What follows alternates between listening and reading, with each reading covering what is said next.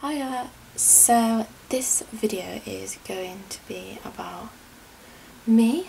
It's going to be 10 facts about me. Number 1, I was diagnosed with aspergers in January 2015, but it took 2 years for me to get a proper diagnosis, as they thought I was bipolar at one point, and I don't think they really knew what was going on with me unless they actually really got to know me and got to study me for a long time. They decided that I was atypical autism and not Asperger's. Atypical is slightly different because it's still high functioning, but you don't have all the repetitive, like the same behaviours as people with Asperger's do. Like, I don't have like a set routine.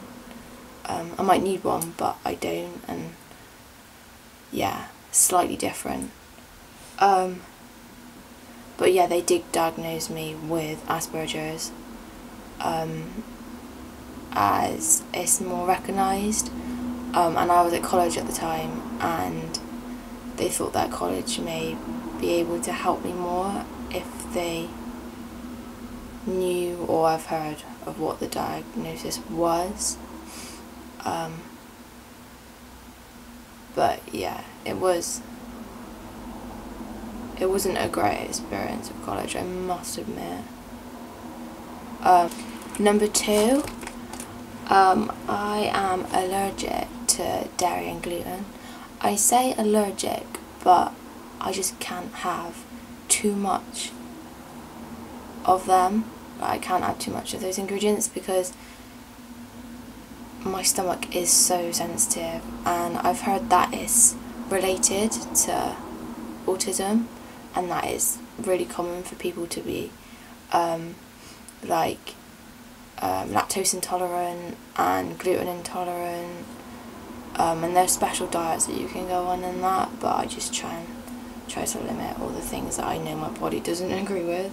Number 3 is I absolutely love the idea of things. So yeah, I love the idea of things, but not so much the reality of them. So like, I absolutely love the idea of going clubbing with my friends, just going for a meal or going bowling, just anything really. But the reality of actually doing those things is very difficult. I suffer a lot with anxiety, and just the steps it takes for me to leave my house, the list could go on forever. So the amount of effort and brain power and strength it actually takes me to go out of my house and actually do those things is a lot. But yeah, I love the idea of it because it's something to look forward to, it's something exciting to do. It's actually something that I do enjoy doing, and I have done, like I have been clubbing and I have gone out for meals and all that stuff, but it's just, I gotta be in the right mindset to do those things, and most of the time I'm not. Obviously if I didn't have anything stopping me, then I would do those things so much more, but this is how it is, and I've coped with it pretty well. But yeah, I don't really mind. It's kind of annoying though when, I don't know, say you really fancy going out for a meal, but then brain's just like, no, you can't, it's too much. But yeah. Number 4 is I have special interests, or obsessions as people like to say. Mine are quite normal. Mine are photography, fashion, writing, with quotes, and crafts. I absolutely love photography because it allows you to express yourself in different ways, and it allows you to visualise what you see in your head, to see if there's something like a picture that you see in your head and you really want to see that picture in real life. Take that picture and you take that picture. It's just the most amazing feeling ever. And the same with pen paling. I get stressed a lot, and just writing about my day and hearing about someone else's day distresses me so much. It's done a lot of good for my mental health, writing. And you get to be creative with it, so you get to make things for people, which I love doing. I love making things, I love being creative. So yeah, it's really nice, and I'm so glad I started it. Number 5 is I absolutely love comfy clothes. I absolutely hate tags. I can't stand any material like wool or anything really cheap like polyester. My skin is so sensitive, and I'll just come out in loads of rashes. I'll just be irritated all day if I'm wearing something that's annoying me. And as you can see, I'm wearing comfy clothes now. But yeah, and like with bedding and stuff, I have to have really comfortable bedding. Can't have anything that irritates me, because it's just the worst feeling. Number 6 is I normally wear makeup and make an effort with my appearance. When I go out mainly, I don't want to stay indoors because I don't really see the point. But to be honest, I absolutely hate the feel of makeup on my face. And obviously I hate uncomfy clothes, but I don't know, like I just do it anyway because that's what I've always done. But for this video, because I'm doing a video about me, I just wanted to show you how I am naturally, and with no makeup, comfy clothes, shitty hair, just because, yeah, I thought it'd be more appropriate that way. And I don't know, I like how I am with and without makeup, you know. I think everyone should. Number 7 is aspergers mimic or copy other girls to fit in, and I think that's why so many girls get undiagnosed or haven't been diagnosed yet. I know from my experience that I've copied other girls, or not just girls, other people, for as long as I can remember, just in what they wear, what makeup they wear, how they do their makeup, how they act in social situations, how they act on their own, how they act with friends, how they act in shops, just anything like that. And I'm such a people watcher, and I just kind of like copy things that I like in other people and kind of make that my own. And even though I copy other people, and everyone always says to be yourself, I am being myself. It's just this version of me that I've created that is more, say, socially acceptable, I guess me being the way I am in public, I fit in more and I don't draw much attention to myself, and I try and act like I know what I'm doing when I really don't at all. So number 8 isn't really a fact about me in particular, it's just kind of more of a thing that I think most people with autism experience. But for all the things that neurotypical people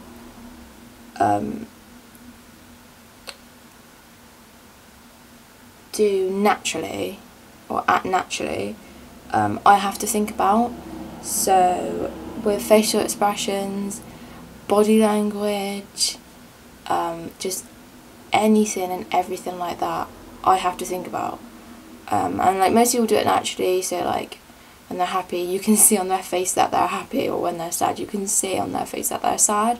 But with me it's not like that at all.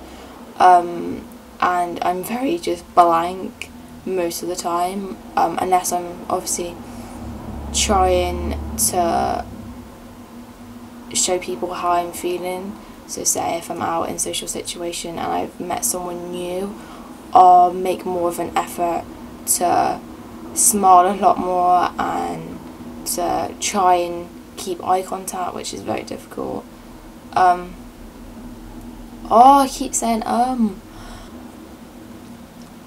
am so bad at verbal communication, it's unreal.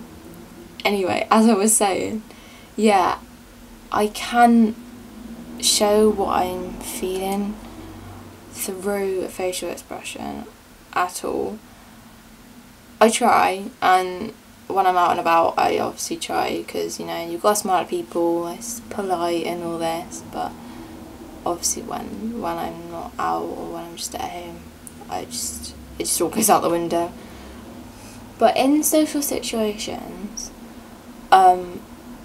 it's so difficult.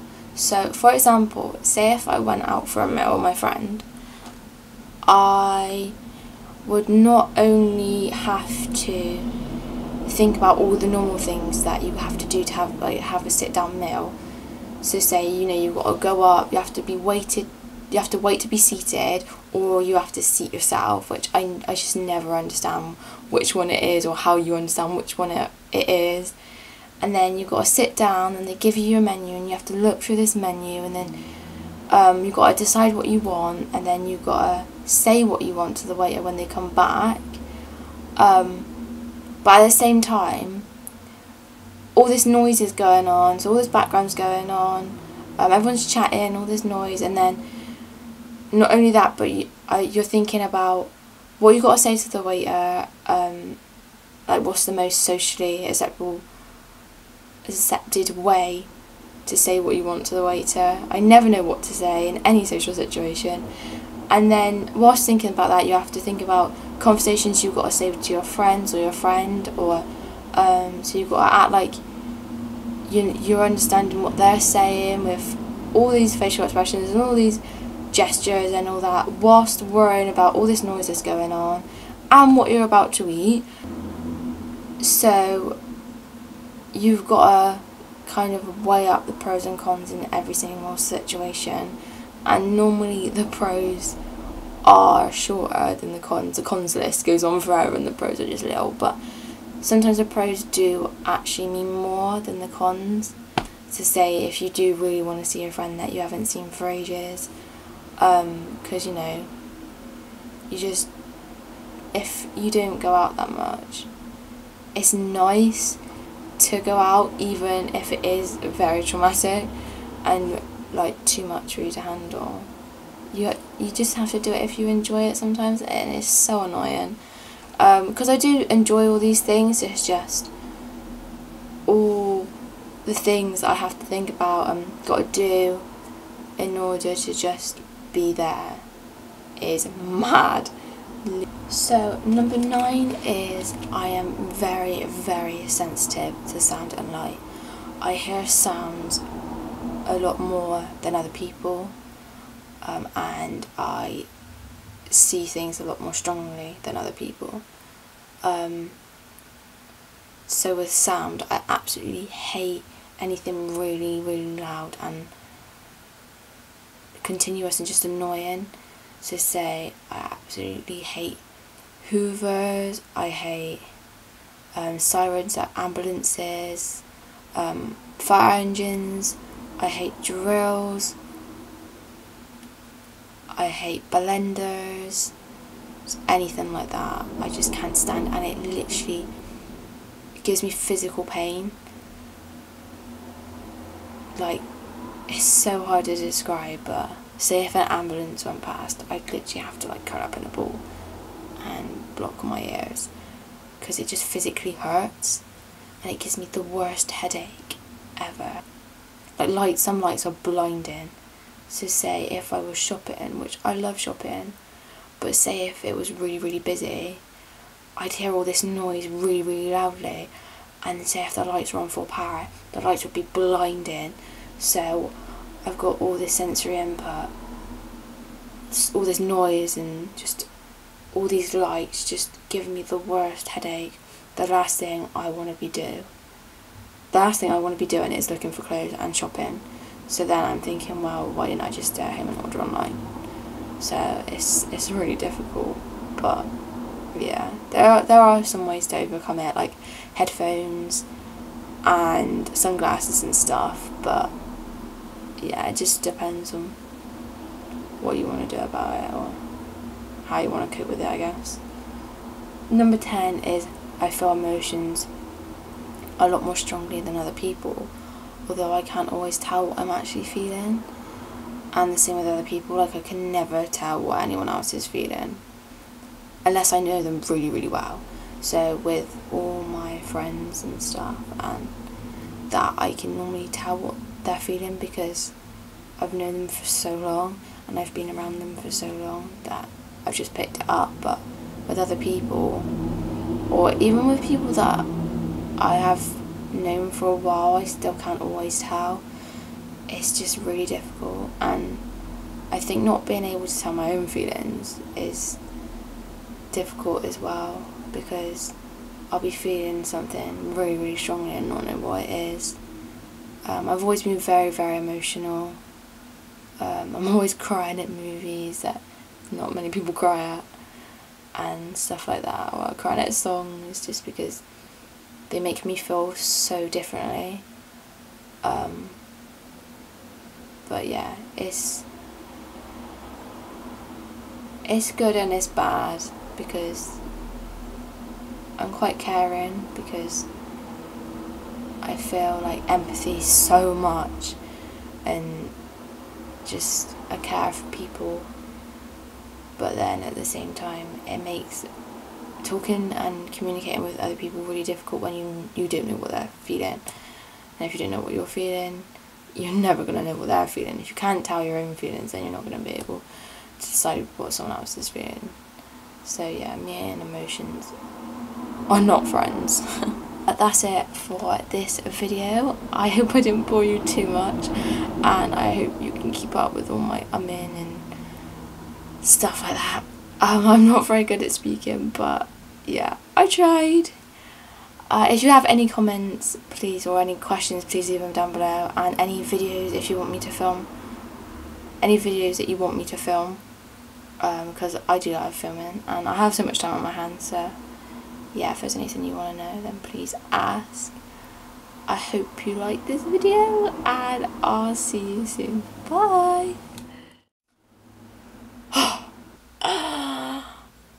I give up.